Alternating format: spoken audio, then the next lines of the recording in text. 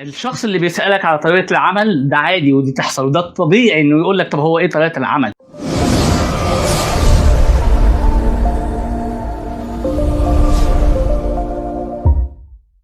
عشان كده لما انا يعني لما بتيجي تعرض عليه الموضوع، لما يجي يقول لك طب هي ايه طبيعه العمل، عشان كده بتقول له انا عندي فيديو بيعرض المشروع بشكل افضل. ولو انت عايز تاخده على برزنتيشن يبقى انت هتقول له في عرض معين هيحصل في اليوم الفلاني مع شخص ناجح جدا وقدر يساعد ناس كتير على نجاح، وانا فخور اني شغال معاه، هيكون افضل مني في انه يشرح لك الموضوع.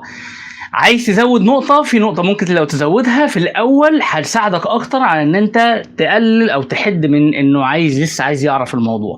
هو إن أنت تقول له بص أنا مشغول جدا جدا حاليا، ولكن في برزنتيشن كذا كذا كذا بعد كده، أو في فيديو هيشرح لك الموضوع بشكل أفضل مني. فأنت لما تقول له في الأول أنا مشغول، بعد كده يجي يقول لك طب أنا عايز أعرف أكتر، والله أنا لسه قايل لك أنا مشغول، لسه ورايا حاجات كتير، بس أوعدك إن أكيد إن شاء الله في العرض ده هتقدر تفهم أكتر عن الموضوع حتى بشكل افضل مني. وبعدين تاكد عليه الحضور، هيحضر فعلا ولا لا، وقول له لان في غيره لازم يحضر، لان القاعه محدوده والعدد محدود، فلازم ياكد عليك عشان يتيح لحد اخر الفرصه لو هو مش هيحضر.